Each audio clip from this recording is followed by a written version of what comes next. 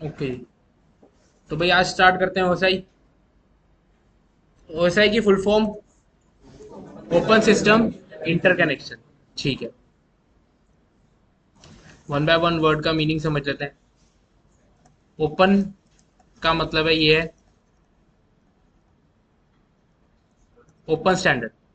अब हमारे पास कोई भी प्रोटोकॉल या कोई भी चीज होती है, कोई भी चीज बनती है तो वो दो तरीके से बनती है। पहला होता है ओपन स्टैंडर्ड, दूसरा क्या होता है प्रोप्राइटरी। प्रोप्राइटरी मतलब जो कि कोई एक प्राइवेट ऑर्गेनाइजेशन ओन करती है। जैसे कि मतलब कोई किसी कंपनी ने कोई इन्वेंशन करा, ठीक है, तो वो क्या रखती है, उसके राइट्स रिजर्व करवा लेती है। जैसे कि हम पेटेंट करवाते हैं चीजें, ठीक है, तो वही आपकी चीज होती है प्रोप्राइटरी। अगर किसी कंपनी ने या किसी ऑर्गेनाइजेशन ने कोई प्रोटोकॉल या कोई स्टैंडर्ड बनाया तो वो क्या रखता है उसको प्रोप्राइटरी। जैसे माइक्रोसॉफ्ट जो कंपनी है उसने प्रोप्राइटरी करवा रखा है किसको, विंडोज को। विंडोज सिर्फ माइक्रोसॉफ्ट ही ओन करता है और कोई ऑन नहीं करता। पर दूसरे हैंड पे हमारे पास एक और ऑपरेटिंग सिस्टम है, लिनक्स। क्या लिनक्स कोई ओन करता है? नहीं, लिनक्स ऐसा है ओपन स्टैंडर्ड यानी कि फ्री टू यूज, कोई भी यूज कर सकता है। तो ऐसे ही ओएसआई एक ओपन स्टैंडर्ड बनाया गया था। ओपन स्टैंडर्ड मतलब कोई भी उसको यूज कर सकता है। उसके पीछे क्या रीजन था वो भी अभी हम आगे डिस्कस करेंगे। दूसरा है सिस्टम। सिस्टम्स के लिए बनाया गया था जो भी हमारे पास नेटवर्क डिवाइसेस थे, ठीक है। नेटवर्क डिवाइसेस के अंदर आपके सर्वर्स भी आ जाते हैं, राउटर्स भी आ जाते हैं, स्विचेस भी आ जाते हैं, पीसीज भी आ गए। मतलब जो भी नेटवर्क पे काम करेंगे वो सारे सिस्टम्स के लिए एक ओपन स्टैंडर्ड कुछ बनाया गया। और उसका पर्पज क्या था? इंटरकनेक्शन। इंटरकनेक्शन मतलब दो डिवाइसेस को आपस में कनेक्ट करने के लिए, या दो नेटवर्क डिवाइसेस या दो सिस्टम्स को आपस में कनेक्ट करने के लिए एक ओपन स्टैंडर्ड सिस्टम बनाया गया था या प्रोटोकॉल बनाए गए थे, रूल्स बनाए गए थे, जिससे वो आपस में क्या कर सकते हैं, कम्युनिकेशन। अब it is a theoretical reference model used for trouble shooting. Trouble shooting का मतलब पता है सबको? ट्रबल शूटिंग, अब देखो रियल वर्ल्ड में सबसे ज्यादा ट्रबल शूटिंग का ही काम होता है, क्योंकि नेटवर्क्स जो हैं बहुत कम ऐसा होगा कि नए नेटवर्क्स आपको बनाने पड़ेंगे। कंपनी अगर चल रही है, आप किसी कंपनी में जाओगे तो कंपनी का नेटवर्क पहले से बना हुआ है ना। आपको बस क्या करना है, उस बने हुए नेटवर्क को मेंटेन करना है, ताकि भाई बना हुआ नेटवर्क डाउन ना जाए, बंद ना हो। बस जो चल रहा है वो सही सलामत चलता रहे। उसको आगे स्केल करने की, अगर आगे अपग्रेड करने की जरूरत पड़ेगी तब आपको थोड़े से हम क्या कहते हैं फ्रेश स्टार्ट करना पड़ेगा। नहीं तो आप क्या करोगे, सिर्फ ट्रबल शूट। ट्रबल शूट मतलब प्रॉब्लम्स को फाइंड करना और डायग्नोज करना, ठीक है। ट्रबल शूट करना का मतलब है कि प्रॉब्लम कहाँ है उसको फाइंड करना पहले, और फिर उसको सॉल्व करना, रिजॉल्व करना, दैट इज ट्रबल शूटिंग। तो ओएसआई मॉडल जो है वो एक थियोरेटिकल रेफरेंस मॉडल है जिसके बेसिस पर आप क्या करते हो, ट्रबल शूटिंग। ठीक है, इसको डेवलप किसने करा था? ISO, international organisation for standardisation करके एक ऑर्गेनाइजेशन है वर्ल्ड वाइड, आईएसओ, जो पेटेंट करवाती है, जिसने ओएसआई मॉडल को बनाया था। अब ओएसआई मॉडल है क्या? OSI is just a set of rules या फिर प्रोटोकॉल्स। प्रोटोकॉल्स क्या होते हैं? आपके सेट ऑफ रूल्स, ठीक है। तो ओएसआई आपका जस्ट सेट ऑफ रूल्स है। ये दो चीजें, ये सारी चीजें क्या है,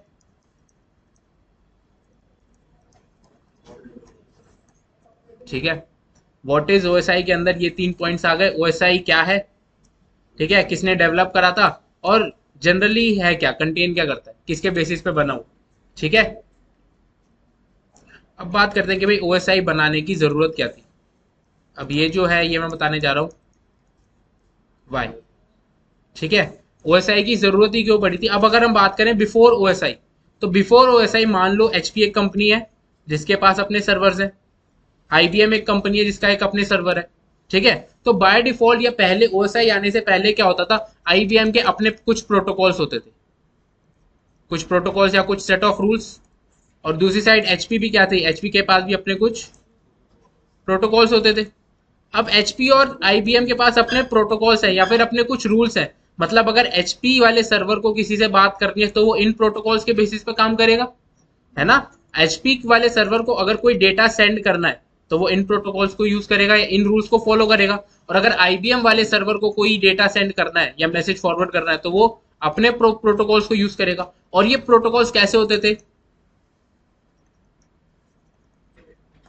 प्रोप्राइटरी, यानी कि आईबीएम है, आईबीएम के प्रोटोकॉल्स है तो सिर्फ आईबीएम के डिवाइसेस ही यूज करेंगे। एचपी के प्रोटोकॉल्स हैं तो फिर एचपी के डिवाइसेस ही यूज करेंगे, और कोई डिवाइस इन प्रोटोकॉल्स को यूज नहीं कर सकता, ठीक है।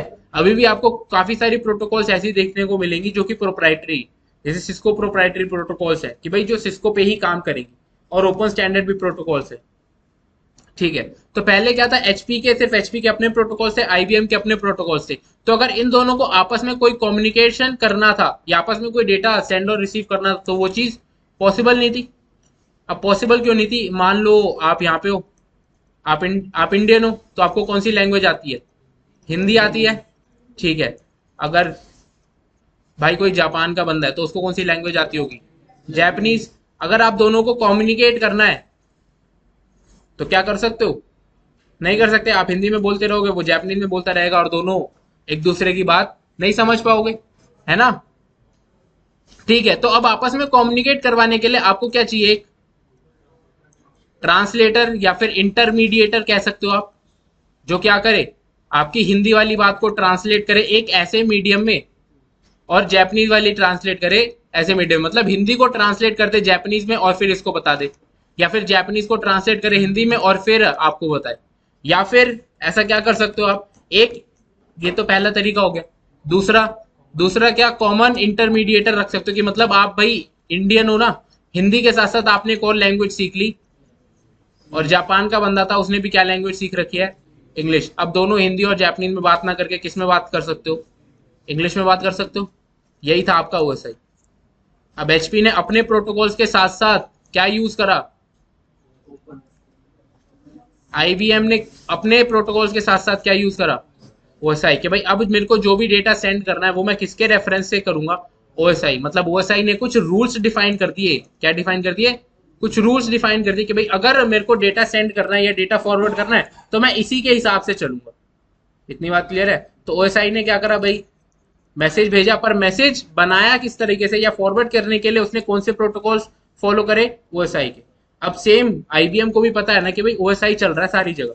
अब अगर इसके पास कोई डेटा आएगा तो ये ओएसआई वाली प्रोटोकॉल से रूल्स को फॉलो करके वो डेटा रिसीव कर सकता है, और वही डेटा ओएसआई को ही यूज करके सेंड भी कर सकता है। तो यही था कि अगर ओएसआई से पहले आपको बात करनी थी, अगर ओएसआई था नहीं तो एचपी के पास क्या थे कुछ, अरे यार,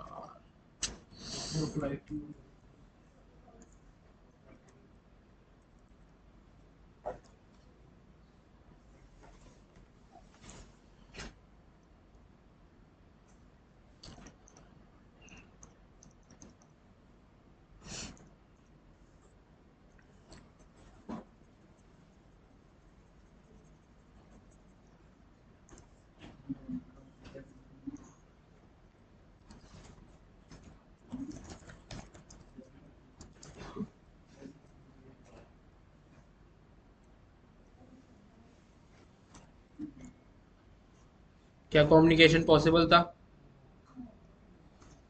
before OSI communication was not possible. और उसी केस में जब हमारे पास ओएसआई आ गया तो ओएसआई से ने क्या करा, आफ्टर ओएसआई दोनों एचपी और सर्वर्स किसको फॉलो कर रहे थे, ओएसआई को। कि भाई मेरे को अगर डेटा सेंड करना है तो मैं क्या यूज करूंगा, ओएसआई। और आईबीएम का सर्वर भी अगर ओएसआई यूज कर रहा है तो उस केस में भी क्या होगा, कम्युनिकेशन कर सकते हैं वो क्या यूज करके, ओएसआई यूज करके। ठीक है, ओपन सिस्टम इंटरकनेक्शन। अब ओएसआई की सबसे बड़ी नीड क्या थी वो मैं बता देता हूँ भाई। अगर मान लो आज के टाइम पे भी अगर आप देखोगे, सिस्को 50% से ज्यादा मार्केट में, नेटवर्किंग मार्केट में होल्ड किसका है, सिस्को। सिस्को के devices, router, switches device, Cisco के नेटवर्क डिवाइसेस काफी चल रहे हैं। अब उस केस में मान लो पहले क्या होता था कि अगर एचपी का सर्वर है तो एचपी के प्रोटोकॉल्स होंगे, ओएसआई था नहीं। उस केस में वो और किसी सर्वर से कम्युनिकेट ही नहीं कर पाएगा, तो वो सिर्फ किससे कम्युनिकेट कर सकता है, अगर सामने क्या लगा हुआ हो, एचपी का ही डिवाइस लगा हुआ हो। ठीक है, सिमिलरली अगर सिस्को की मार्केट में मोनोपोली है, अब एक कंपनी है जिसके पास 100 डिवाइसेस थे और उसने सिस्को के ही सारे डिवाइसेस लगा रखे, क्योंकि और कोई लगाएगा तो कम्युनिकेट कर नहीं पाएंगे। सिस्को ने क्या करा भाई, पहले 100 डिवाइसेस इनिशियली कंपनी स्टार्ट हो रही थी तो उसने डिस्काउंट पे 100 डिवाइसेस उसको दे दी कि भाई ठीक है कोई बात नहीं। फिर कंपनी का अच्छा खासा प्रॉफिट हुआ, कंपनी स्केल करी। अब कंपनी को क्या चाहिए, कंपनी को 10 डिवाइसेस और चाहिए। अब 10 डिवाइसेस अगर कंपनी को और चाहिए तो उनको कौन से डिवाइसेस लगाने पड़ेंगे, सिस्को के ही लगाने पड़ेंगे ना, वो और कोई कंपनी रेफर ही नहीं कर सकते। तो अब उस केस में सिस्को क्या करती है, प्राइवेट कंपनी है, अब वो 10 डिवाइसेस के प्राइसेस अपने हिसाब से जो मर्जी रखे। कि भाई हमारे डिवाइसेज है, हम आपको इतने पैसों में देंगे या इतने रुपए में देंगे, आपको लेना है तो लो वरना कोई बात नहीं। अब अगर कंपनी को स्केल करना है, कंपनी को तो रिक्वायरमेंट है ना, तो कंपनी ना चाहते हुए भी 10 डिवाइसेस लेगी ही लेगी। तो मार्केट में मोनोपोली क्रिएट हो रही है, सिस्को अपने हिसाब से पैसे या जो डिवाइसेस का प्राइस था वो ऊपर नीचे कर सकता था। अब उस केस में उसको भी स्टैंडर्डाइज रखना था, क्योंकि ऐसे तो मार्केट में कंपटीशन ही खत्म हो जाता। अगर एक बार सिस्को ने, क्योंकि बहुत बड़ी कंपनी थी, वो शुरू में डिवाइस में डिस्काउंट दे देती, जैसे ही कंपनी के 100 डिवाइसेस या 50-100 डिवाइसेस सिस्को के लग गए, अब अगर कंपनी को कोई भी डिवाइस चाहिए होगा तो उनको किसके पास जाना पड़ेगा? सिस्को के पास। अब उसके बाद दो चॉइसेस है, या तो वो जो 10 डिवाइसेस है वो सिस्को से ले ले एट हैवी प्राइसेस, ठीक है, या फिर इन 100 डिवाइसेस के अलावा एक दूसरी कंपनी के 100 डिवाइसेस ले ले। हर बार यही करना पड़ेगा। अब अगर मान लो 100 डिवाइसेस इसको के अलावा उसने पैलो अल्टो के ले लिए या फोर्टिनेट के ले लिए, किसी और कंपनी के 100 डिवाइसेस ले लिए, फिर उसके बाद वही सेम चीज है, अगले 10 डिवाइसेस भी किसके लेने पड़ेंगे? उसी कंपनी के। ठीक है, तो ये चीज हमारे पास स्टैंडर्डाइज नहीं थी कि भाई अगर एक कंपनी है तो इससे तो मार्केट में कंपटीशन कभी भी क्रिएट हो ही नहीं पाएगा। अगर सिस्को के पास 50 से 60% मार्केट होल्ड था तो वो धीरे धीरे 100% हो जाता। ठीक है, तो इस केस में हमें ओएसआई की जरूरत थी कि भाई सारे डिवाइसेस चाहे किसी भी कंपनी के हो, वो आपस में कम्युनिकेट करने के लिए कंपैटिबल होंगे। किस बेसिस पे?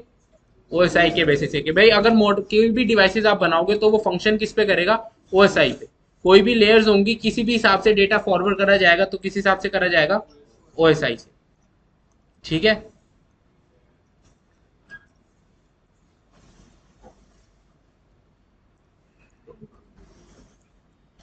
तो अब यहाँ पे बस एक स्टेटमेंट आती है, OSI was developed by ISO to make the iOS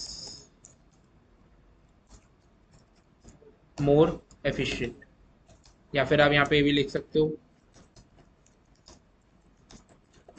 the main purpose of developing OSI was to make different vendors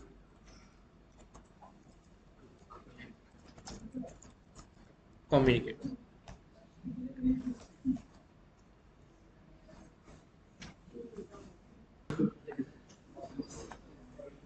ठीक है भाई, सबका ध्यान इधर।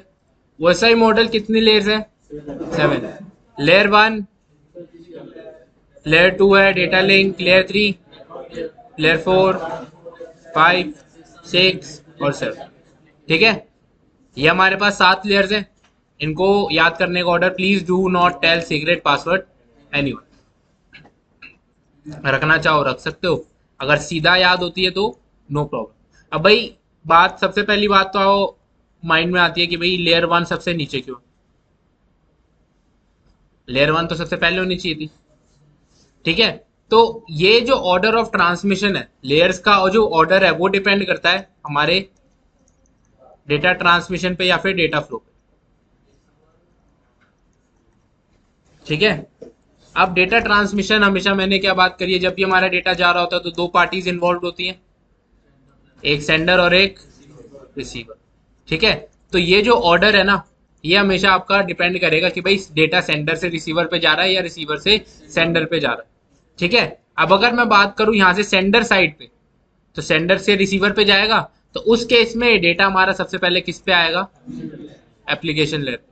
अभी हम डिस्कस करेंगे आगे और डिटेल में। फिर presentation layer, session layer, transport layer, network layer, data link layer and physical layer. अब वही सेम चीज अगर मान लो रिसीवर साइड पे हम कंसीडर करेंगे, तो रिसीवर साइड पे डेटा जो है सबसे पहले किस पे आएगा? फिजिकल लेयर पे, फिर data link layer, network layer, transport layer. इतनी बात क्लियर है?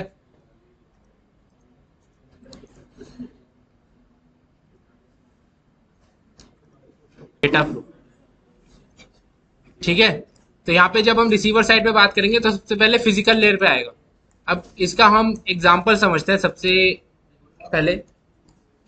चुप, अब मान लो आप एक यूजर हो,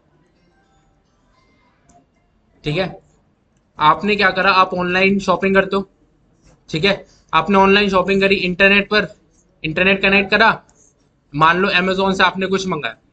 ठीक है, यहाँ पर रिक्वेस्ट भेजी आपने, इधर से रिक्वेस्ट गई एक मैसेज बन के, ये इंटरनेट से ये रिक्वेस्ट गई कहां पर, अमेजोन पे। अमेजोन पे ये रिक्वेस्ट रिसीव हो गई, ठीक है। तो अब अमेजोन के पास मान लो आपने कोई फोन मंगाया, ठीक है। किसको किसको दिख नहीं रहा भाई? ठीक है भाई। तो अमेजोन से हमने कोई एक प्रोडक्ट ऑर्डर करा, मान लेते हैं फोन ऑर्डर करा। अब अमेजोन के पास रिक्वेस्ट आई कि भाई एक फोन ऑर्डर करा है। तो अमेजोन वाले सबसे पहले क्या करेंगे, फोन लेंगे, ठीक है। अब उन्होंने फोन लिया, अब फोन के ऊपर सीधा फोन तो वो भेज नहीं सकते ना अब तक, भाई फोन आपने तो फोन ऑर्डर करा था। उसके साथ साथ उनको क्या करना पड़ेगा, फोन का एक बॉक्स होता है, ठीक है, वो बॉक्स ऐड करते हैं।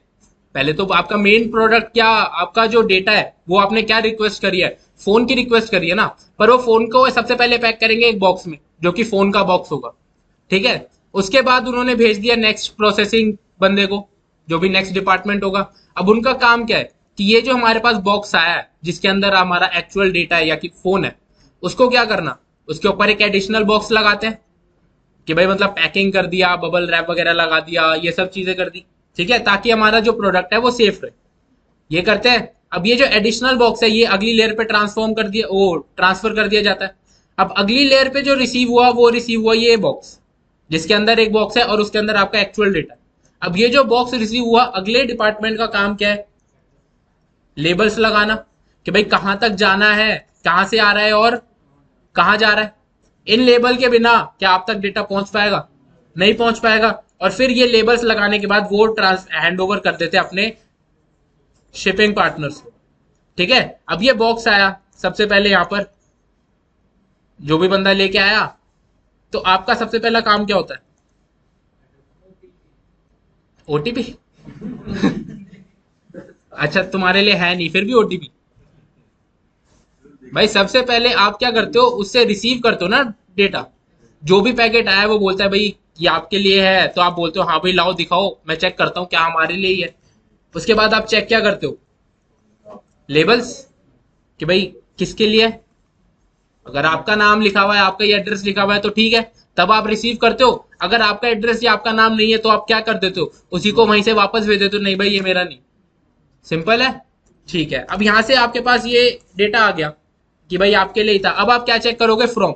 हो सकता है आपने अमेजोन के साथ साथ फ्लिपकार्ट से भी कुछ मंगाया हो, मिंत्रा से भी कुछ मंगाया हो, आपके पास मल्टीपल पार्सल्स आने वाले हो, तो उस केस में आप चेक करोगे कि भाई ये कौन से वाले, मतलब कौन सी साइट से आया, ठीक है। अब यहाँ पे बता दिया भाई अमेजोन से आया, ओके। अब भाई आपने रिसीव करा, आपका मेन प्रोडक्ट क्या था, मोबाइल फोन, पर आपको तो ये बॉक्स मिला।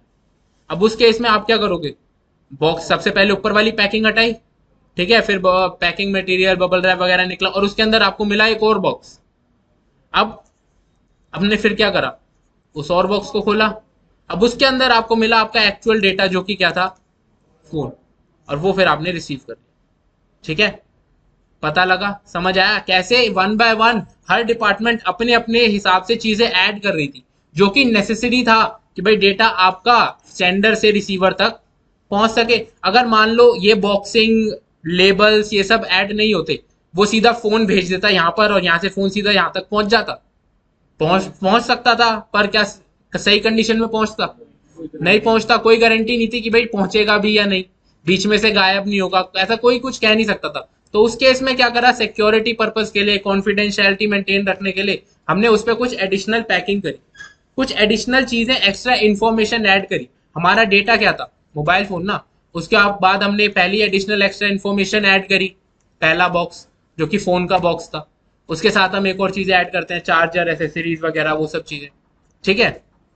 उसके बाद एक और पैकिंग मटेरियल ऐड करा जिसके अंदर और भी काफी सारी चीजें थी, और उसके बाद लेबल्स लगाए।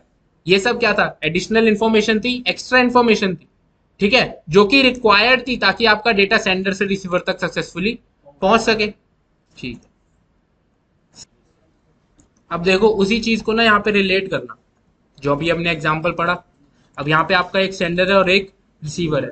सेंडर से आपको कोई डेटा सेंड करना है, ठीक है। अब यहाँ पे आपने कोई मैसेज बनाया, जो भी आपका डेटा था वो सबसे पहले किस लेयर पे आएगा, एप्लीकेशन लेयर पे। एप्लीकेशन लेयर क्या करेगा, अपना कुछ तो कुछ पर्पज है, वो हम देखेंगे क्या पर्पज है। एप्लीकेशन लेयर ने अपना कोई पर्पज था वो परफॉर्म करा और उसके बाद फॉरवर्ड कर दिया अगली लेयर पे। अगली लेयर कौन सी है, प्रेजेंटेशन लेयर। अब प्रेजेंटेशन लेयर का भी अपना कोई काम होगा, ठीक है, उसने अपना काम करा और अगली लेयर पे ट्रांसफर कर दिया सेशन लेयर पे। सेशन लेयर ने भी अपना कोई काम करा और आगे फॉरवर्ड कर दिया ट्रांसपोर्ट लेयर पे। ट्रांसपोर्ट लेयर ने क्या करा, अब यहाँ पे बात आती है एडिशनल इंफॉर्मेशन की। Transport layer additional information add करेगी, पोर्ट नंबर्स, ठीक है। पोर्ट नंबर्स क्या होते हैं बात करेंगे आगे, बस अभी समझो कि ट्रांसपोर्ट लेयर ऐड करेगी इंफॉर्मेशन पोर्ट नंबर्स की, जो भी एक्स्ट्रा इंफॉर्मेशन। अब ट्रांसपोर्ट लेयर ने एक्स्ट्रा इंफॉर्मेशन ऐड करी और वो मैसेज आगे भेज दिया नेटवर्क लेयर। अब नेटवर्क लेयर किसकी इंफॉर्मेशन ऐड करेगी, आईपी एड्रेसेस। आईपी एड्रेसेस मतलब आपके लेवल्स हो गए, कहां से आ रहा है कहां तक जा रहा है ना, टू और फ्रॉम। मतलब एक हो गया आपका सोर्स आईपी और एक हो गया डेस्टिनेशन आईपी, ठीक है। सोर्स आईपी सेंडर का और डेस्टिनेशन आईपी रिसीवर का। आगे भेज दिया डेटा लिंक लेयर पे। डेटा लिंक लेयर ने किसकी इंफॉर्मेशन ऐड करी, मैक एड्रेस की। एक होगा आपका सोर्स मैक और एक होगा डेस्टिनेशन, ठीक है। आईपी एड्रेसेस और मैक एड्रेसेस दोनों की इंफॉर्मेशन लग गई। आगे आगे आई फिजिकल लेयर। फिजिकल लेयर का काम है डेटा को ट्रांसमिट करना। अब उसने ट्रांसमिट कर दिया आगे रिसीवर तक, ठीक है। फिजिकल लेयर आपका ये जो हम मीडिया बात कर रहे हैं, केबल, ठीक है, that is your physical layer. अब फिजिकल लेयर पे सबसे पहले यहाँ पे रिसीव होगा कौन सी लेयर पे, फिजिकल लेयर पे ही ना। फिजिकल लेयर से निकला तो फिजिकल लेयर पे ही तो रिसीव होगा। अब फिजिकल लेयर से हमारा ओरिजिनल डेटा तो ये था ना, इसके बाद हर लेयर ने अपने अपने कोई चेंजेस करे। अब सबसे पहले आया डेटा लिंक लेयर पे। डेटा लिंक लेयर पे एडिशनल इंफॉर्मेशन थी किसकी, मैक एड्रेसेस की। तो वो मैक एड्रेसेस की इंफॉर्मेशन हटाई, एक्स्ट्रा इंफॉर्मेशन थी ना। सबसे पहले अब वही बात है, जब आपके पास पार्सल आया तो सबसे पहले तो आप उससे रिसीव करोगे ना, या बिना देखे चेक तो नहीं कर सकते कि अपना है या नहीं है। उस केस में क्या हुआ, फिजिकल लेयर ने सबसे पहले डेटा रिसीव करा, उसके बाद चेक करा कि भाई अपने लिए है या नहीं है। डेटा लिंक लेयर पे पहुंचा, उसने चेक करा मैक एड्रेस अपना ही है, ठीक है भाई, रिसीव कर लिया। अब उसके बाद गए नेटवर्क लेयर पे। नेटवर्क लेयर पे किसकी इंफॉर्मेशन चेक करी, आईपी एड्रेस की। अगर आईपी एड्रेस अपना है तो रिसीव कर लिया, आगे भेज दिया ऊपर। ऊपर भेजा ट्रांसपोर्ट लेयर पे। ट्रांसपोर्ट लेयर पे पोर्ट नंबर्स की इंफॉर्मेशन थी, चेक करा और ऊपर भेजते गए। जैसे ही एप्लीकेशन लेयर पे पहुंचा, एप्लीकेशन लेयर का सिंपल सा काम है आगे रिसीवर पे डेटा फॉरवर्ड कर देना। अब एप्लीकेशन लेयर से डेटा रिसीवर पर पहुंच गया, जो कि एक्चुअल डेटा था आपका ये। अब एक्चुअल डेटा में अब यहाँ पे एक प्रोसेस आता है जिसको हम क्या कहते हैं, क्या लिखा है, it is a process of adding extra information in original data. कौन ऐड कर रहा है, sender, which is required for data transmission. Data को सक्सेसफुली सेंडर से रिसीवर तक पहुंचाने के लिए जो सेंडर एक्स्ट्रा इन्फॉर्मेशन ऐड करता है, ये देखो, ये IP address, MAC address, presentation layer का कुछ काम, सेशन लेयर का कुछ काम, एप्लीकेशन लेयर का कुछ काम होगा, ये सारी क्या है, इन्फॉर्मेशन, एक्स्ट्रा इन्फॉर्मेशन है ना। डेटा तो हमारा प्योर सेंडर ने भेजा था, ये सारी इन्फॉर्मेशन एक्स्ट्रा है, जो कि किस लिए है, डेटा ट्रांसमिशन, मतलब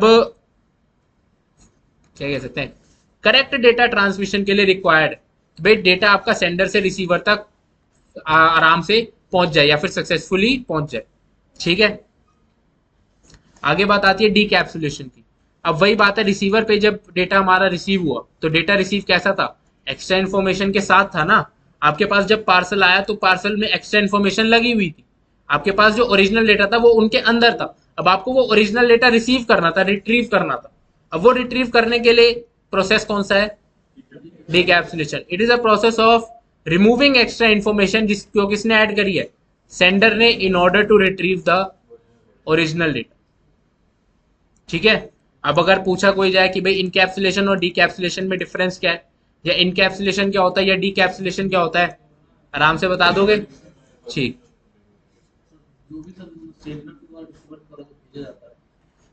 ठीक है, एक चीज और है, जिससे पहले हम लेयर्स की बात करें, लेयर्स की बात करने से पहले एक और चीज मैं बताना चाहता हूँ। ये हमारा protocol data unit. Protocol data unit होता क्या है,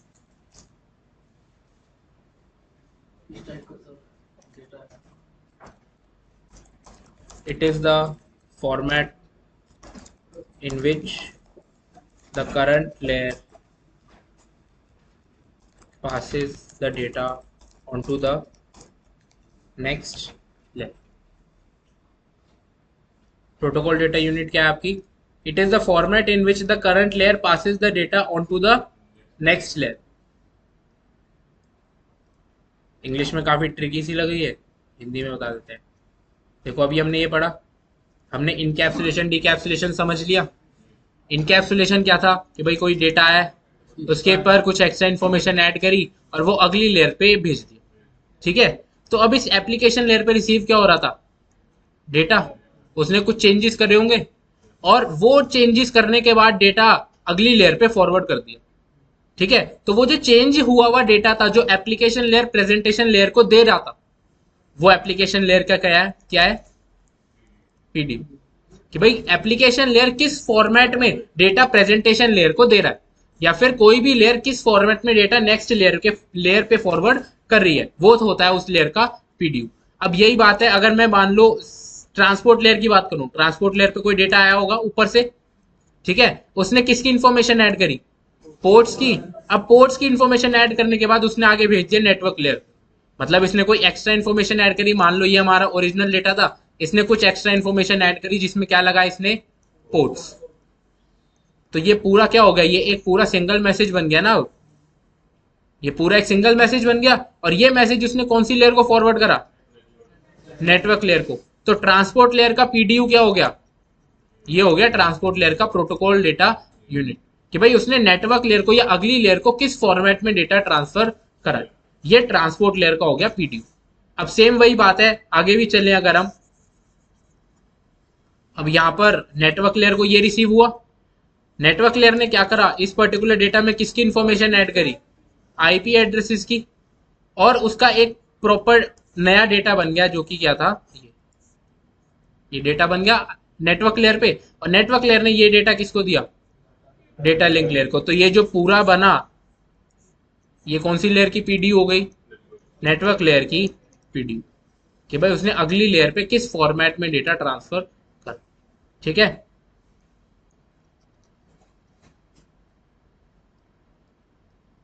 इतनी बात क्लियर है। अब पढ़ो, it is the format in which the current layer passes the data on to the next layer.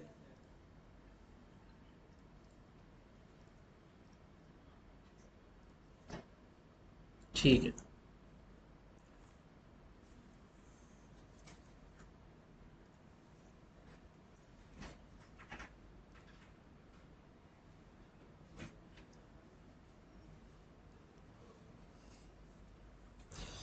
ठीक है। तो अब हम बात करते हैं एप्लीकेशन लेयर की। कौन सी लेयर है एप्लीकेशन लेयर, लेयर 7।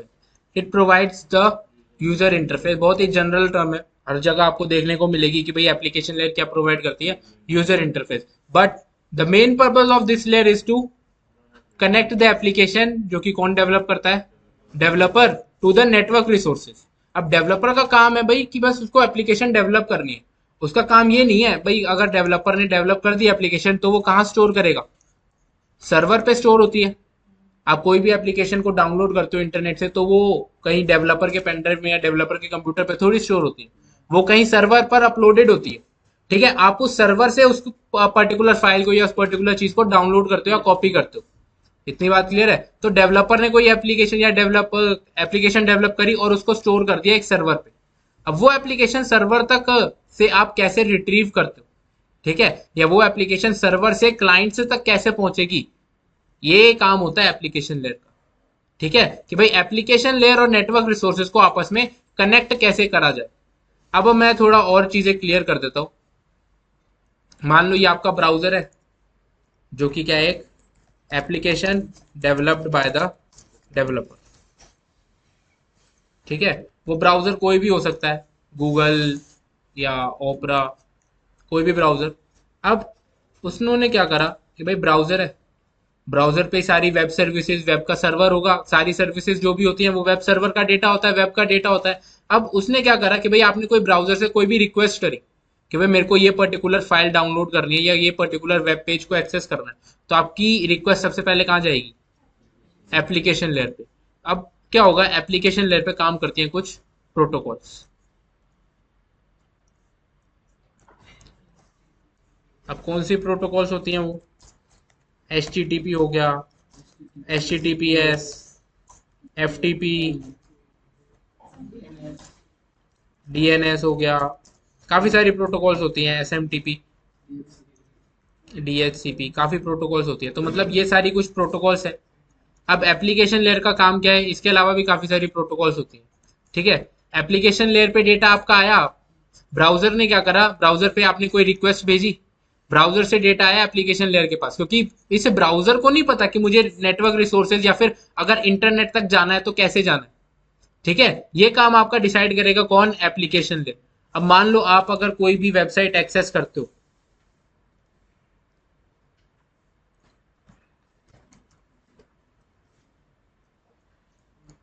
यहां पे अगर मैं क्या सर्च कर रहा हूं, google.com सर्च करा, एक्सेस मिल गया। पर अगर मैं यहां पर देखूं तो यहां पर एक हिडन क्या लग गया, HTTPS। क्या मैंने ये लगाया, नहीं, ऑटोमेटिकली लग गया ना। तो मतलब मैंने क्या करा, मैंने बस यूजर से, ब्राउजर से क्या करा, बस रिक्वेस्ट करी, ब्राउजर से रिक्वेस्ट भेजी और एप्लीकेशन लेयर ने ऑटोमेटिकली एक प्रोटोकॉल चूज कर लिया जो भाई आपके डेटा की रिक्वेस्ट को नेटवर्क रिसोर्सेज पर ट्रेवल करवा सकता है। और वो हमारे टाइम इस केस में क्या था, HTTPS। ठीक है, एप्लीकेशन लेयर का काम क्या है, ब्राउजर से जो भी डेटा आ रहा है एक तरीके से इंटरमीडिएटर या कनेक्टर की तरह काम करना आपके ब्राउजर एप्लीकेशन और नेटवर्क रिसोर्सेज के बीच में। आपका डेटा आया एप्लीकेशन लेयर के पास, एप्लीकेशन ने उसको रिडायरेक्ट कर दिया कि अच्छा भाई वेब सर्विसेज का डेटा है, वेब सर्विसेज के लिए डेटा के लिए हमारे पास दो प्रोटोकॉल्स यूज होते हैं, HTTP और HTTPS। तो उसने क्या करा भाई, मैं तो HTTPS यूज कर लेता हूं, और HTTPS की मदद से उसने आपका डेटा कहां फॉरवर्ड कर दिया, नेटवर्क रिसोर्सेज पे, या फिर केबल के थ्रू डेटा ट्रांसफर करना, आगे सर्वर्स तक पहुंचाना, रिसोर्सेज तक, राउटर्स तक पहुंचाना, वो सारा डेटा किसके थ्रू जाएगा, एप्लीकेशन लेयर के थ्रू। एप्लीकेशन लेयर ही आपका डिटरमाइन करेगा कि भाई ब्राउजर से डेटा किस तरीके का डेटा आ रहा है और आगे नेटवर्क रिसोर्सेज पर कौन लेके जाएगा। अब अगर मान लो आपका जो डेटा था, अभी तो हमने वेब एक्सेस करा था ना, पर अगर आपके उसके इसमें कोई फाइल ट्रांसफर कर रहे होते हो, फाइल ट्रांसफर करना मतलब आपको कोई भी फाइल डाउनलोड करनी है, गूगल से कोई आप फाइल डाउनलोड कर रहे हो, तो उस केस में जो प्रोटोकॉल चलती है वो क्या है, FTP, फाइल ट्रांसफर प्रोटोकॉल। उस केस में FTP काम करेगा। कैसे, आपका मैसेज तो क्या है, एक फाइल है ना, अब उस फाइल से क्या हुआ, एप्लीकेशन लेयर पे आया, एप्लीकेशन लेकर अच्छा भाई फाइल है, फाइल ट्रांसफर करनी है, कोई वैसा डेटा नहीं है, तो उस केस में कौन सी प्रोटोकॉल यूज हो जाएगी, FTP। FTP एक्ट करेगी एज अ कैरियर कि भाई आपका डेटा जो है वो FTP लेके जा रही है नेटवर्क रिसोर्सेज पर। आपका डेटा जो भी आप रिक्वेस्ट करते हो वो डायरेक्टली राउटर्स पर या सर्वर्स तक नहीं पहुंच सकता, डायरेक्टली वो इंटरनेट पर ट्रैवल नहीं कर सकता। इंटरनेट पर ट्रैवल करने के लिए उसको क्या चाहिए, एक कैरियर या फिर एक इंटरमीडिएटर। जो इंटरमीडिएटर प्रोवाइड कौन करता है, application layer in form of these protocols. ठीक है, इतनी बात क्लियर हुई, रिसीवर के पास, बिल्कुल। मैंने यहाँ पे क्या बताया, यहाँ पे हमारे पास जो प्रोटोकॉल्स है, इधर भी तो है। अब मान लो सबसे पहली बात, चलो हमने एप्लीकेशन लेयर का काम समझ लिया, सेंडर से कोई डेटा आया, एप्लीकेशन लेयर ने क्या डिटरमाइन करा कि भाई किस टाइप का डेटा है, फाइल का है या वेब का है। अगर वेब का है तो HTTPS।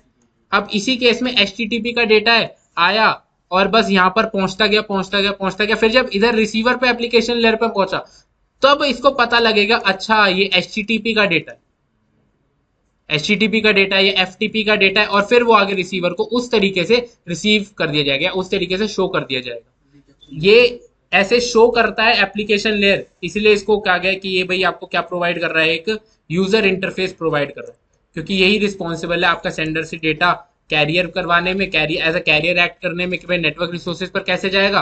और नेटवर्क रिसोर्सेज से जब रिसीवर एंड पर आ रहा है तो उस केस में एप्लीकेशन लेयर लास्ट लेयर होती है। अब एप्लीकेशन लेयर से क्या होगा, डेटा सीधा शो होगा, रिसीवर के पास शो होगा ना कि भाई क्या डेटा था एक्चुअली। तो इसलिए इसको कहा जाता है कि भाई एक यूजर इंटरफेस भी प्रोवाइड कर रही है। इतनी बात क्लियर है,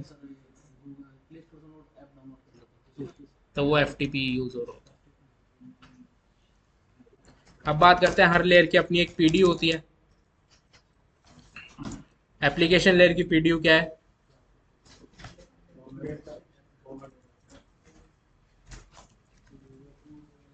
यूजर डेटा।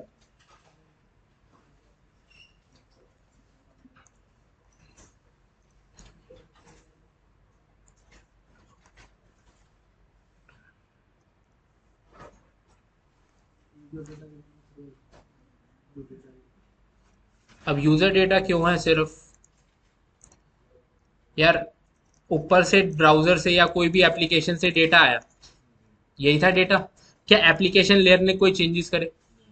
कुछ नहीं करा, उसने बस क्या करा, एज अ कैरियर एक्ट करा और उसी डेटा को आगे नेटवर्क रिसोर्सेज पर फॉरवर्ड कर दिया। आगे नेटवर्क रिसोर्सेज पर फॉरवर्ड करने का मतलब है इसके पूरे ये जो एरो है नेटवर्क रिसोर्सेज तक जाने के बीच में क्या है, हमारी 6 और लेयर्स हैं अभी, ठीक है, उन पर भी एक एक करके डेटा जाएगा। तो मतलब इसने क्या करा, बस इसने ये बताया कि भाई आपका डेटा किस, मतलब कौन सा कैरियर है जो आपका डेटा आगे फॉरवर्ड करेगा या आगे डेटा लेकर जाएगा, ठीक है। और इस केस में तो पीडीयू क्या हो गई, यूजर डेटा ही हो गई ना, उसने कोई एक्स्ट्रा इन्फॉर्मेशन ऐड नहीं करी, उसने बस ये बताया कि भाई कौन सी प्रोटोकॉल आपका डेटा लेके जा सकती है, ठीक है। ओके, तो ये एप्लीकेशन लेयर हो गई। आगे चलते हैं।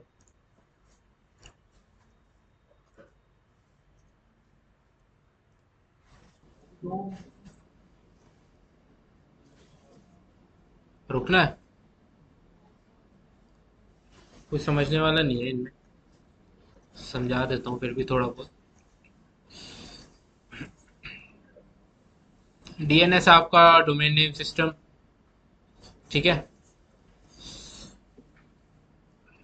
सबसे पहले तो बात करते हैं भाई लेयर 7 सर्विसेज या प्रोटोकॉल्स हैं क्या।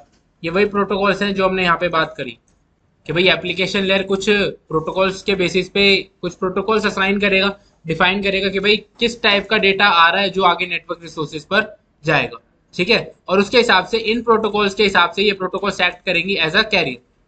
अब वो कौन सी प्रोटोकॉल्स हैं, ये सारे प्रोटोकॉल्स हैं जो आपको ध्यान में रखनी। डीएनएस डोमेन नेम सिस्टम या डोमेन नेम सर्वर, कुछ भी कह सकते हो, ठीक है। अब अगर मैं बात करूं, अगर मान लो हम हमेशा इंटरनेट पर जो भी काम होता है ना वो किसके बेसिस पे होता है, आईपी एड्रेसेस के बेसिस पे, ठीक है। इंटरनेट एड्रेसेस या इंटरनेट पर आपके नेम्स की कोई वैल्यू नहीं, ठीक है। वो इंटरनेट पर जो भी आपका डिवाइस है, जो भी नेटवर्क डिवाइसेस चल रहे हैं, उनको समझ ही नहीं आते नेम्स क्या होते हैं, नेम्स बनाए क्यों गए, नेम्स बनाने के पीछे रीजन क्या है, बिल्कुल ह्यूमन अंडरस्टैंडिंग के लिए नेम्स बनाए गए हैं, ठीक है, कि भाई हमें याद करने में आसानी रहती है, हमें याद करने में आसानी रहती है ना नाम। इसलिए हमने क्या करा भाई, हर एक पर्टिकुलर आईपी के हिसाब से एक नाम दे दिया जिसको हम क्या कहते हैं, डोमेन नेम। अगर मान लो आपको गूगल पर जाना है, अब आपको गूगल पर जाना है तो अगर मैं यहाँ पे आपको दिखाऊं, मैं यहां से पिंग करता हूं किसको, google.com को,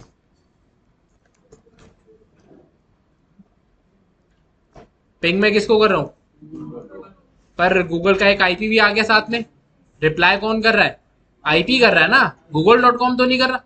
तो मतलब इंटरनेट पर मेरे को जो भी डेटा भेजना है उसके लिए क्या किसकी जरूरत पड़ती है, आईपी की। क्या मैं ये आईपी हमेशा याद रख सकता हूँ, क्या गूगल का एक ही सर्वर है, गूगल के तो कितने सारे सर्वर हैं, हर बार हो सकता है ये आईपी अलग हो सकता है ना। तो ऐसे नंबर्स याद रखना तो पॉसिबल नहीं है। तो उस केस में हमने क्या करे, हमने बनाए नेम्स कि भाई एक डोमेन नेम है, अब उस डोमेन नेम के क्या, हर डोमेन नेम का एक आईपी एड्रेस होगा, ठीक है। हर डोमेन नेम का क्या होगा, एक आईपी एड्रेस, जो आपको याद रखने की जरूरत नहीं है। आप क्या याद रखोगे, नाम, ठीक है। अब आपने क्या करा, मैंने करा पिंग google.com को, पर google.com का आईपी चाहिए ना हमें तो डेटा सेंड करने के लिए, डेटा सेंड करने के लिए या डेटा रिसीव करने के लिए, क्योंकि इंटरनेट पर google.com के हिसाब से रिक्वेस्ट थोड़ी जाएगी। जब भी मैंने आपको बताया कि भाई आईपी एड्रेस पे क्या क्या लगता है, सोर्स आईपी और डेस्टिनेशन आईपी, तो डेस्टिनेशन आईपी वाली फील्ड में क्या नाम थोड़ी लगा के भेजेंगे, डेस्टिनेशन आईपी वाली फील्ड में डेस्टिनेशन का आईपी होना चाहिए ना। तो उस डेस्टिनेशन आईपी को ढूंढने के लिए एक प्रोटोकॉल काम करती है जो कि होती है डीएनएस। डीएनएस की आपकी रिक्वेस्ट जाती है कि भाई google.com के साथ आईपी क्या है, और उसका एक रिप्लाई आता है जो कि कौन देता है, आपके डीएनएस सर्वर्स, ठीक है। कैसे रिक्वेस्ट जाती है, कैसे रिप्लाई आता है, उसके बारे में बात करेंगे डिटेल, ठीक है। अगली आती है आपकी डीएचसीपी। डीएचसीपी के बारे में तो हम बात कर ही चुके, dynamic host configuration protocol. IP addresses जब हमें ऑटोमेटिकली असाइन करनी पड़ती है या डायनेमिकली असाइन करवानी है तो उसके लिए जो प्रोटोकॉल यूज होती है दैट इज डीएचसीपी। इतनी बात क्लियर है, इसका तो हमने करा भी था ना। अपीपा क्या होता है, ऑटोमेटिक प्राइवेट आईपी एड्रेस। याद है शुरू में बात करी थी कि भाई आईपी जब भी हम पीसी ऑन करते हैं तो वो डीएचसीपी के लिए रिक्वेस्ट भेजता है सर्वर के लिए, आ रहा है याद, ठीक है। ब्रॉडकास्ट करो। ठीक है, अब यहाँ पे दो प्रोटोकॉल्स आती हैं, HTTP और HTTPS। ठीक है, ये जो दो प्रोटोकॉल्स हैं ये यूज होती हैं आपकी वेब सर्विसेज के लिए। ठीक है, वेब सर्विसेज के लिए मतलब जो भी आपको डेटा ऑनलाइन सर्व करना है, वेब सर्फिंग करनी है, वेब पेजेस को एक्सेस करना है, ठीक है, वेबसाइट्स को एक्सेस करना है, ये सारी वेब सर्विसेज हो गई। जो भी वेब सर्विसेज है उनके लिए दो प्रोटोकॉल्स यूज होते हैं, HTTP और HTTPS। HTTP जो है वो आपकी अनसिक्योर प्रोटोकॉल है, मतलब अनसिक्योर का सिंपल सा मतलब है जो भी डेटा जाता है वो आपका किस में जाता है, प्लेन टेक्स्ट में। मतलब आपने एबीसी भेजा तो पूरे डेटा पे, पूरे इंटरनेट पर एबीसी ही जा रहा है। ठीक है, और ये HTTPS क्या है, हमारी सिक्योर प्रोटोकॉल, मतलब कि डेटा किस में जाता है हमारा, इनक्रिप्टेड फॉर्मेट। अब इनक्रिप्शन डिक्रिप्शन क्या होती है बात करेंगे डिटेल में। आगे आगे SSL और TLS। अब अगर मैं आपको बताऊं कि HTTPS जो है वो है आपकी HTTP प्लस TLS, आज के टाइम पे जो काम कर रहा है। ठीक है, आज के टाइम पे SSL काम नहीं कर रहा। SSL का नया वर्जन आ चुका, और उसी जैसे हम बात करते हैं ना, हम ऐप एंड्रॉइड के वर्जन की, एंड्रॉइड के वर्जन आते हैं 1.2 2.1 जो भी आता है, पहले 2.0 आ गया तो अगला क्या आएगा 2.1 2.2, ऐसे अपग्रेड्स होते रहते हैं। वैसे ही SSL था, SSL के वर्जन आए। ठीक है एक वर्जन आया, दो वर्जन आया, फिर उसके बाद उन्होंने, ऐसा भी होता है कभी कभी नाम ही चेंज कर दिया। ठीक है, तो उन्होंने SSL वर्जन समथिंग के बाद उसका नाम रख दिया TLS वर्जन 1.2। मतलब उसमें इतने चेंजेस आ गए कि भाई उन्होंने उसका नाम ही चेंज करना पड़ा। ठीक है, तो TLS is just the upgraded version of SSL। HTTP में प्लस ट्रांसपोर्ट लेयर सिक्योरिटी, ये जो ट्रांसपोर्ट लेयर सिक्योरिटी है ना, बस इसका फीचर ऐड हो गया और उसके से हमारे पास क्या बन गया, एक HTTPS। तभी आप देख रहे हो ये पोर्ट नंबर्स तीनों के क्या है, सेम। ठीक है, क्योंकि ये तीनों प्रोटोकॉल्स जो है आपस में इंटरलिंक्ड है, एक साथ काम करती है। अगर HTTPS में से मैं TLS हटा दूं तो वो क्या बन जाएगी, खाली HTTP। ठीक है, और अगर HTTP में मैं TLS ऐड कर देता हूं तो वो क्या बन जाएगा, HTTPS।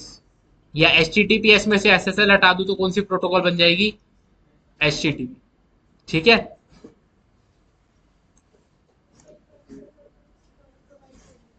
ये वेब सर्वर्स को नहीं, जो भी आपका डेटा जा रहा होता है इंटरनेट पे,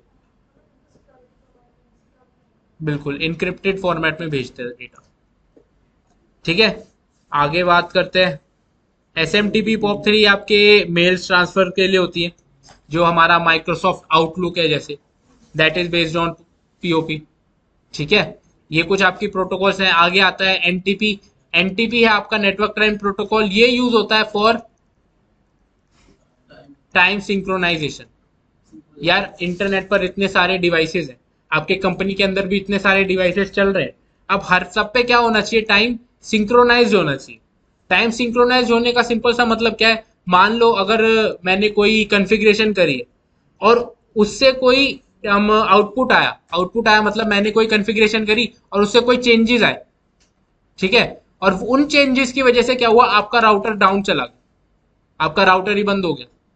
ठीक है, तो अब अगर मैं ट्रबल शूट कर रहा हूं या कोई और ट्रबल शूट कर रहा है तो उसको पता होना चाहिए ना कि मेरा जो है चेंजेस कब हुए, किस टाइम पे हुए, मेरा राउटर डाउन गया तो किस टाइम पे हुआ। ठीक है, ये पता करने के लिए हमारे पास क्या होना चाहिए, सब पे टाइम सिंक्रोनाइज होना चाहिए ना। अब एक राउटर पे सुबह 8 बज रहे हैं, एक राउटर पे 9 बज रहे हैं, एक राउटर पे 10 बज रहे हैं, तो ऐसे पता कैसे चलेगा कि कौन सा राउटर कब डाउन गया, नहीं पता चल पाएगा। तो सब राउटर्स पर या सब डिवाइसेस पर एक जैसा टाइम रखने के लिए एक प्रोटोकॉल है NTP। ठीक है, ओके। अगला है SNMP। SNMP वही नेटवर्क मैनेज करने के लिए यूज होता है। अब मान लो आपका वही है, जब भी मैंने एक एग्जांपल दे ही दिया कि राउटर आपका डाउन चले गया, तो आपको पता लगेगा ना कि डाउन कैसे गया। आपको कैसे पता लगेगा राउटर डाउन चला गया, आप क्या करोगे, नेटवर्क को मैनेज कर रहे होगे। ठीक है, ये राउटर जैसे ही डाउन गया वैसे ही आपके SNMP का एक सर्वर होता है जो कि क्या होता है, एक मैनेजर। उस मैनेजर पे एक नोटिफिकेशन आ जाएगी कि भाई ये वाला राउटर डाउन चला गया। ठीक है, ऐसे आप क्या करते हो, मैनेज कर रहे हो। तो जो हमने शुरू में बात करी थी किसकी, ट्रबल शूटिंग की, यही काम होते हैं ट्रबल शूटिंग में। आपके पास लॉग्स आते रहते हैं कि भाई ये वाले राउटर में ये दिक्कत आ रही है, ये राउटर में ये दिक्कत आ रही है। ठीक है, ऐसे आपको पता लग जाएगा कि भाई क्या प्रॉब्लम है। ठीक है, किस टाइम पे प्रॉब्लम शुरू हुई, कब तक प्रॉब्लम रही। ठीक है, ये सब आपको पता लगेगा जब आप ट्रबल शूटिंग कर रहे होगे। आगे आता है टेलनेट और एसएसएच। ये दो प्रोटोकॉल्स हैं, ये तो हम इन डिटेल आगे बात करेंगे, मैं बस बता देता हूँ। ये दो प्रोटोकॉल्स जो यूज होती हैं वो यूज होती हैं आपका रिमोट एक्सेस लेने के लिए। रिमोट एक्सेस का सिंपल सा मतलब है, मान लो अगर मैं कोई चीज ट्रबल शूट कर रहा हूँ, मैं हूँ दिल्ली में, पर हमारी जो कंपनी है उसकी एक साइट है मुंबई में। मुंबई के कोई राउटर पे प्रॉब्लम आ रही है, तो मैं मुंबई थोड़ी जाऊंगा उस राउटर को ठीक करने। मैं क्या करूंगा, मैं यहीं से बैठे बैठे उस पर्टिकुलर राउटर से कनेक्ट करूंगा और उसका क्या लूंगा, रिमोट एक्सेस, और फिर अपने ही पीसी से बैठे बैठे उस पर्टिकुलर राउटर को ट्रबल शूट करूंगा कि भाई क्या प्रॉब्लम आ रही है, या उस नेटवर्क को ट्रबल शूट करूंगा कि क्या प्रॉब्लम आ रही है। ठीक है, उस पर्टिकुलर चीज के लिए रिमोट एक्सेस लेने के लिए टेलनेट और एसएसएच दो प्रोटोकॉल्स यूज होते हैं। जैसे यार आपका यूज करा होगा आप लोगों ने any desk. Any desk use करते हो आप, भाई आप यहीं से बैठे बैठे किसी दूसरे के सिस्टम का एक्सेस लेते हो, है ना। बस उसी तरीके से हम क्या करते हैं, टेलनेट और एसएसएच से हम डिवाइस का रिमोट एक्सेस लेते हैं। आप जो एनी डेस्क से एक्सेस लेते हो that is your GUI access, पर हम टेलनेट और एसएसएच से जो एक्सेस लेते हैं that is our CLI access. ठीक है, जीयूआई और सीएलआई में क्या डिफरेंस है सबको पता है। सीएलआई होता है आपका कमांड लाइन इंटरफेस, जो हम यहाँ पे सीएमडी पे टाइप कर रहे हैं, यहाँ पे जो भी हम चीजें करते हैं हम कमांड्स के थ्रू करते हैं। ठीक है, और जीयूआई होता है जिसपे हम अभी काम कर रहे हैं। जीयूआई मतलब अगर मैं यहाँ से हटाऊं इनको, तो ये मेरा जीयूआई इंटरफेस हो गया। अगर मुझे यहाँ पर कोई भी फाइल ओपन करनी है तो मैं यहाँ से कर सकता हूँ, पर यही सेम चीज मैं कमांड लाइन से भी कर सकता हूँ। मुझे अगर यहाँ पर कोई फाइल ओपन करनी है तो मैं यहाँ पर भी फाइल ओपन कर सकता हूँ। तो ये दो तरीके के इंटरफेसेस होते हैं, जीयूआई और सीएलआई। ठीक है, ओके। तो टेलनेट और एसएसएच से हमें सीएलआई एक्सेस मिलता है रिमोटली। ओके, अब बात आती है टेलनेट और एसएसएच दो प्रोटोकॉल्स है। टेलनेट में जो डेटा आपका ट्रांसफर होता है दैट इज अनसिक्योर, और एसएसएच का नाम ही है सिक्योर शेल, तो ये रहता है सिक्योर। अनसिक्योर मतलब प्लेन टेक्स्ट में डेटा जाएगा, और सिक्योर मतलब इनक्रिप्टेड फॉर्मेट में डेटा जाएगा। ठीक है, रिप और बीजीपी ये हमारी दो राउटिंग प्रोटोकॉल्स हैं। राउटिंग के बारे में हम अभी डिस्कस नहीं करेंगे। ये टीएफटीपी है, TFTP is your file transfer protocol. जैसे यहाँ पे एफटीपी है, एफटीपी और टीएफटीपी दोनों आपके फाइल ट्रांसफरिंग के लिए यूज होते हैं। जो भी आप डेटा डाउनलोड करते हो, ठीक है, जैसे आप प्ले स्टोर से कोई भी ऐप डाउनलोड कर रहे हो, कोई भी इमेज डाउनलोड करते हो, तो उस डाउनलोड के लिए आपका एफटीपी और टीएफटीपी काम कर रहे होते हैं। ठीक है भाई, डिपेंड करता है कौन सी सर्विस चालू।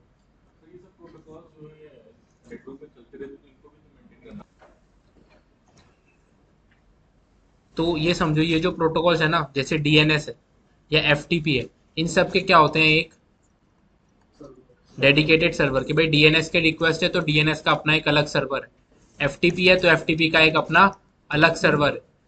वेब है मतलब एचटीटीपी है, एचटीटीपीएस है तो एचटीटीपी और एचटीटीपीएस का अपना एक अलग सर्वर होता है। ठीक है, ये सर्वर्स क्या कर रहे होते हैं, जो भी ये रिक्वेस्ट आती है इन सर्वर्स के थ्रू उनका रिप्लाई जाता है। ठीक है, तो अब अगर मान लो आपकी कोई रिक्वेस्ट है एचटीटीपी या एचटीटीपीएस की, तो वो किस सर्वर के पास जाएगी, एचटीटीपी वाले की। आपने अगर मान लो, अब यहां पर वही बात हो गई, आप प्ले स्टोर से कोई फाइल डाउनलोड करने के लिए देख रहे हो, आप सर्च करते हो। सर्च मतलब क्या कर रहे हो, सर्फिंग कर रहे हो, वेब सर्फिंग कर रहे हो। आप अभी सर्च कर रहे हो कि भाई मुझे कौन सी फाइल डाउनलोड करनी है, तो उस केस में आपका रिक्वेस्ट या आपका जो डेटा जा रहा होगा वो कौन से सर्वर पे जा रहा होगा, एचटीटीपी एचटीटीपीएस सर्वर पे जा रहा होगा। जो भी फाइल्स आ रही होती हैं कि भाई ये वाली गेम्स है या ये एप्स है जो आप डाउनलोड कर सकते हो, अब उस केस में आपने एक पर्टिकुलर फाइल चूज करी और उसको क्या करने लगे, डाउनलोड। अब जैसे डाउनलोड करने लगे, एचटीटीपी सर्वर पे थोड़ी होगी वो फाइल किस पे है, एफटीपी पे। तो आपने जब डाउनलोड करा और डाउनलोड स्टार्ट होने से पहले क्या कर रहा होता है, लोडिंग चल रही होती है थोड़ी सी, तो उस लोडिंग के पीछे क्या होता है, एफटीपी सर्वर से कनेक्शन बन रहा होता है।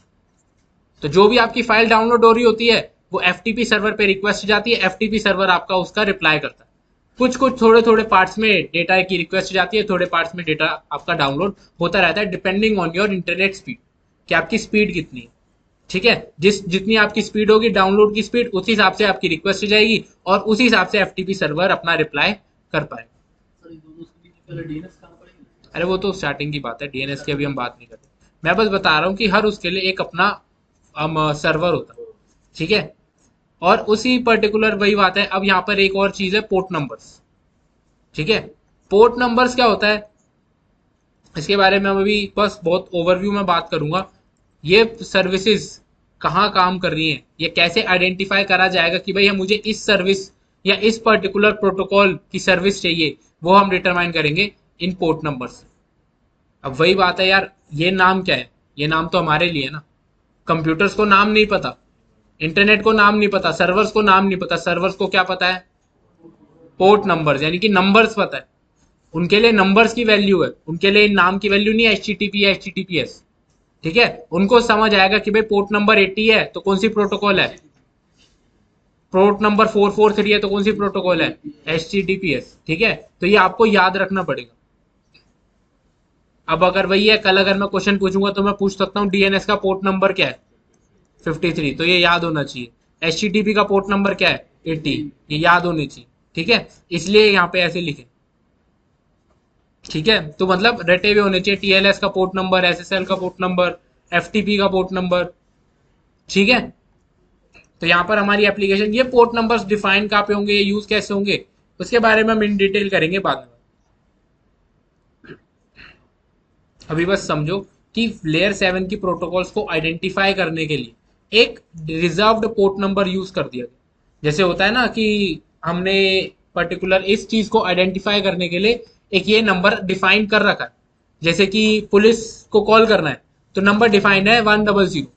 अब 100 नंबर अगर कोई भी कॉल करेगा तो वो पुलिस वालों को लगेगा, ये डिफाइंड है। ऐसे ही डिफाइंड है हमारे पोर्ट नंबर्स कि भाई अगर 53 नंबर है तो वो कौन सी प्रोटोकॉल काम कर रही है, DNS। अगर 80 पोर्ट नंबर है तो वो कौन सी प्रोटोकॉल काम कर रही है, HTTP। ठीक,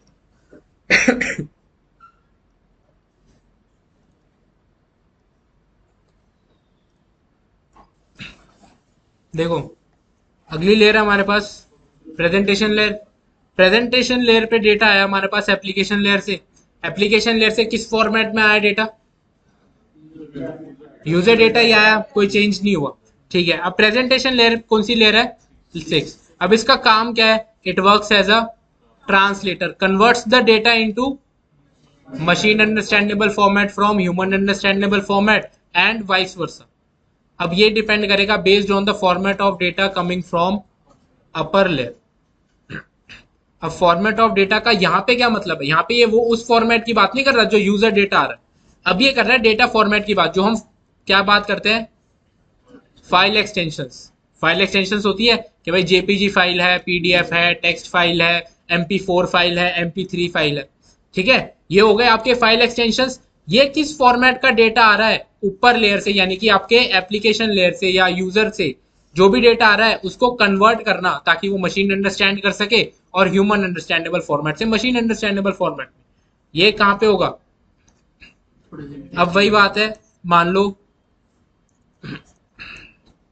एक हमारे पास सेंडर है और एक रिसीवर है, दोनों कनेक्टेड है। अब मशीन अंडरस्टैंडेबल फॉर्मेट में कौन से एंड पर डेटा कन्वर्ट होगा, ये बताओ मुझे।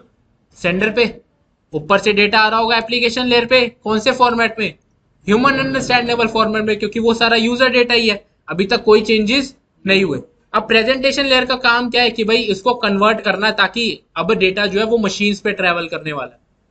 अभी तक यूजर डेटा था, यूजर की रिक्वेस्ट थी, यूजर का डेटा था सारा कुछ, अब जो है वो मशीन पे ट्रेवल करने वाला है, तो उस केस में उसको मशीन अंडरस्टैंडेबल फॉर्मेट में कन्वर्ट करना है। किस बेसिस पे कि भाई डेटा का फॉर्मेट क्या है, डेटा का फॉर्मेट मतलब JPG फाइल है, PDF है, टेक्स्ट फाइल है, MP4 फाइल है, वीडियो फाइल है, ऑडियो फाइल है। ठीक है, ये किस टाइप की फाइल है उसके हिसाब से प्रेजेंटेशन लेयर आपका डेटा को क्या कर देगा, ट्रांसलेट। और सेम रिसीवर एंड पर इसका काम क्या होगा, डेटा फॉर्मेट को रीड करके मशीन अंडरस्टैंडेबल फॉर्मेट से ह्यूमन अंडरस्टैंडेबल फॉर्मेट में कन्वर्ट करना, फिर आगे एप्लीकेशन लेयर पे जाएगा और एप्लीकेशन लेयर पे रिसीवर पर शो हो जाएगा। ठीक है, अब यहां पर वही नेक्स्ट पॉइंट क्या आ गया, every file extension works at this layer, JPG, PDF, text, सारी फाइल एक्सटेंशन हो गई। अब प्रेजेंटेशन लेयर का दो मेन फंक्शंस होते हैं। अब ये ट्रांसलेशन या कन्वर्जन कर कैसे रहा है, पहला है कंप्रेशन डिकम्प्रेशन और इंक्रिप्शन डिक्रिप्शन। ठीक है, ये दो काम होते हैं प्रेजेंटेशन लेयर के। कि भाई या तो कंप्रेशन कंप्रेशन करेगा और इंक्रिप्शन करेगा, या फिर सिर्फ कंप्रेशन कर रहा है, या फिर सिर्फ इंक्रिप्शन कर रहा है, या फिर दोनों भी कर सकता है। डिपेंड करता है कि भाई किस फॉर्मेट का डेटा आ रहा है। अब कंप्रेशन डिकम्प्रेशन यानी कि फाइल फॉर्मेट्स हो गए जिप टार। इंक्रिप्शन के लिए एक हमारे पास एल्गोरिथम है MD5, मैसेज डाइजेस्ट वर्जन 5। अब MD5 क्या होता है इसके बारे में डिटेल में बात करेंगे हम कल या बाद में, देखते हैं। अब बात यही है, प्रेजेंटेशन लेयर पे डेटा आया, इसने क्या करा, ट्रांसलेट करा, यानी कन्वर्ट करा ना ह्यूमन अंडरस्टैंडेबल फॉर्मेट से मशीन अंडरस्टैंडेबल फॉर्मेट में। क्या हमारा डेटा एक्चुअल फॉर्मेट में जिसमें आया था उसी में? नहीं है ना, हमारे डेटा में कुछ चेंज हुआ है, डेटा का फॉर्मेट चेंज हुआ है। तो इसलिए PDU of layer 6 is formatted data. हमारा ऊपर से कैसा डेटा आ रहा था, user data. User data presentation layer पे आया, प्रेजेंटेशन लेयर ने क्या करा, कंप्रेशन और इंक्रिप्शन, ठीक है, और उसको आगे फॉरवर्ड करा। तो किस फॉर्मेट में फॉरवर्ड करा, फॉर्मेटेड डेटा। अब बात ये आती है भाई फॉर्मेटेड डेटा क्यों, कंप्रेस्ड डेटा या इंक्रिप्टेड डेटा क्यों नहीं? अब वही मैंने बताया, ये डिपेंड करेगा आपके फाइल टाइप पर कि भाई डेटा हमारा सिर्फ कंप्रेस हो रहा है, ये भी हो सकता है कि सिर्फ कंप्रेस हो रहा हो, ये भी हो सकता है सिर्फ इनक्रिप्ट हो रहा हो, कि ये भी हो सकता है कंप्रेस और इनक्रिप्ट दोनों हो रहा हो। तो ये डिटरमाइन करने का कोई तरीका है नहीं, इसलिए हमने एक कॉमन टर्म रख ली कि भाई फॉर्मेटेड डेटा। इसमें कंप्रेशन भी हो सकती है, इसमें इंक्रिप्शन भी हो सकती है, या फिर दोनों भी हो सकते हैं। क्लियर है? ये था आपका बस प्रेजेंटेशन लेयर का काम कि भाई मशीन अंडरस्टैंडेबल से ह्यूमन अंडरस्टैंडेबल फॉर्मेट में कन्वर्ट करना। अब यहाँ पर एक चीज और थी, अगर आप नोट करना चाहो तो यहाँ पर कर सकते हो। ये जो 3 लेयर्स है, application layer, presentation layer and session layer, इनको हम कहते हैं कौन सी लेयर्स, सॉफ्टवेयर लेयर्स। बस यही एक चीज, ठीक है। तो कल के लिए काफी सारे क्वेश्चंस हो गए। What is OSI, why OSI, OSI develop करने के पीछे मेन रीजन क्या था, to make different vendors communicate. OSI model की 7 लेयर्स, इनकैप्सुलेशन क्या होता है, डिकैप्सुलेशन क्या होता है, what is PDU, application layer का मेन पर्पस क्या है, ठीक है, कौन सी प्रोटोकॉल्स एप्लीकेशन लेयर पे काम करती हैं, कौन से पोर्ट नंबर्स यूज करती है, थोड़े बहुत जो यहाँ पे लिखे हुए हैं सिर्फ उतने का ही आप अगर वर्किंग या जो मैंने यहाँ पे पर्पस लिखा हुआ है वो यूज कर लोगे, यही मोर देन इनफ है अभी के लिए, ठीक है। प्रेजेंटेशन लेयर का काम क्या होता है ये सब कल रिवाइज करके आना।